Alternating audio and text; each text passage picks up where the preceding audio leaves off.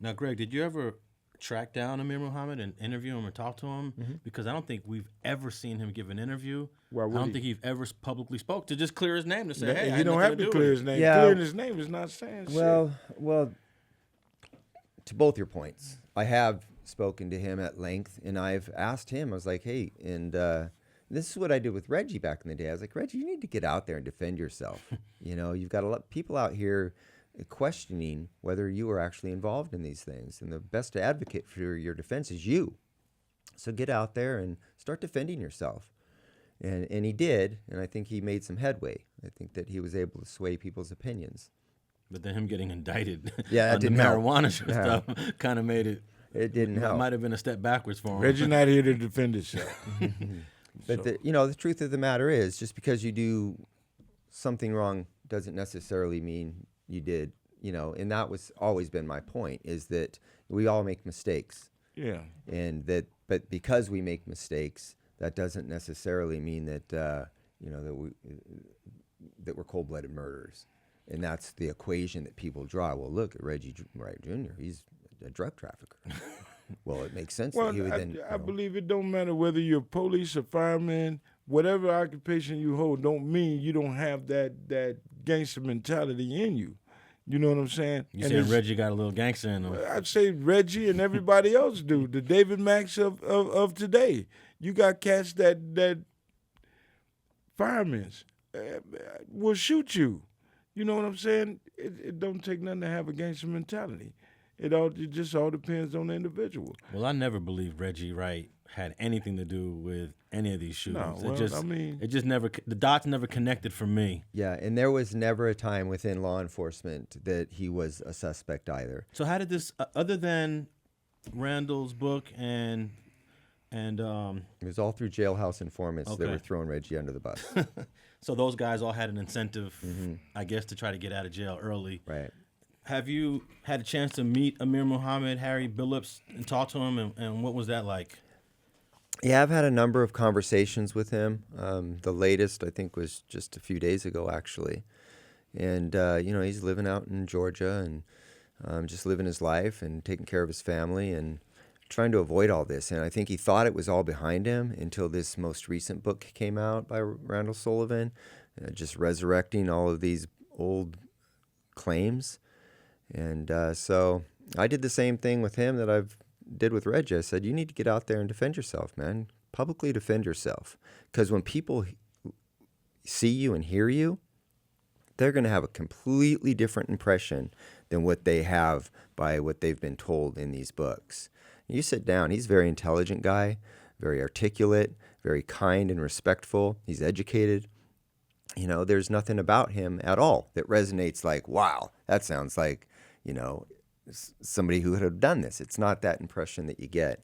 And then, of course, we know factually, just because of all the evidence that was proposed to stand up against him was all, disproven. But I think that for him, his decision is just to stay in the cut and not come out and do anything about it. So Now, James, what do you think about that? Because Reggie Wright decided, because Reggie Wright was quiet for many, many years. No one had heard from him, and he decided to come out, defend himself. But for whatever reason, Harry Billups hasn't publicly said a word. Am I right on that? He's never publicly said a word. No, the only thing he's ever done in his own defense is he went to a deposition. He was summoned to a deposition as a result of the Wallace lawsuit. He went to the deposition, and almost immediately after that deposition, he was dropped from the lawsuit. What do you think about that, James? Two different approaches. Reggie decides to defend himself. Harry Billups, Amir Muhammad decides not to. It really all depends on the person. He just don't want to deal with it. Reggie was like that at first too, but then when you told Reggie he needed to get out there and defend himself, Reggie took it. Reggie is smashing everybody that got something to say to him. Yeah. So Reggie found a way to deal with it, and that's his way. Getting that and proving to everybody that this person is whoop whoop whoop. You ain't good enough to talk about me like that. So I advise people not to talk about Reggie.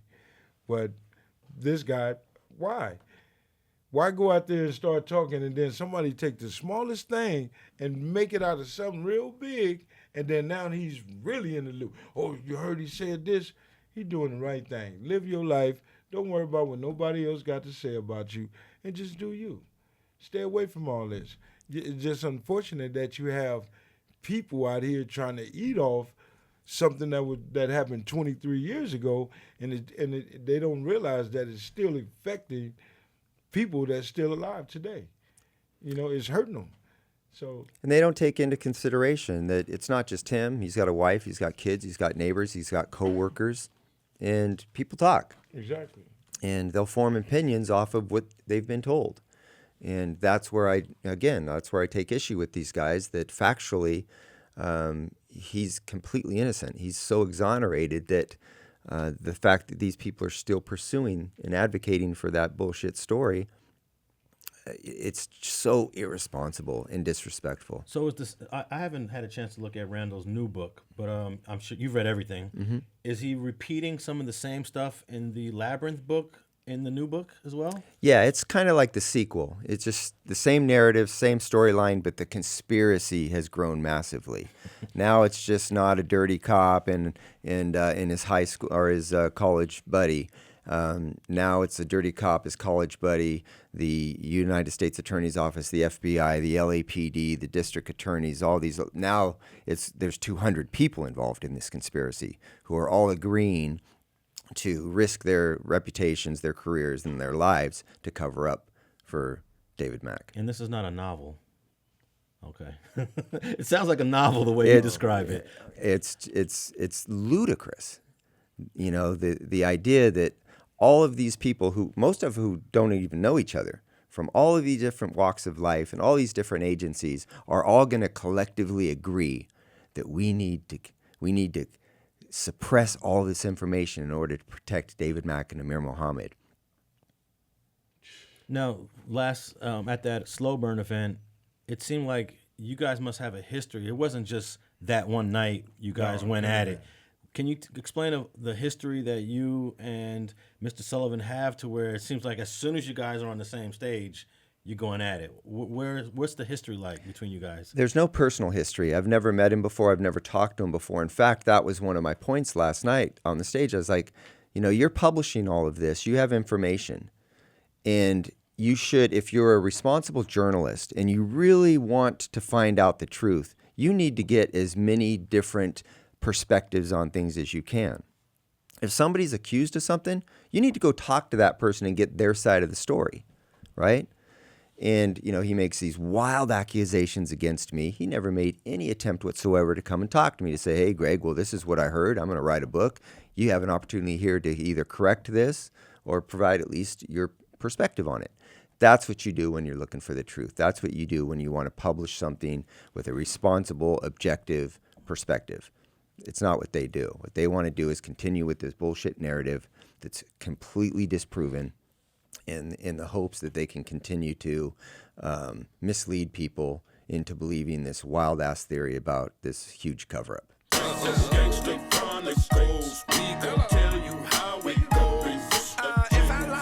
Will grow like Pinocchio. We gon' tell you the truth and nothing but the truth. Gangsta chronic players. This is not your average show.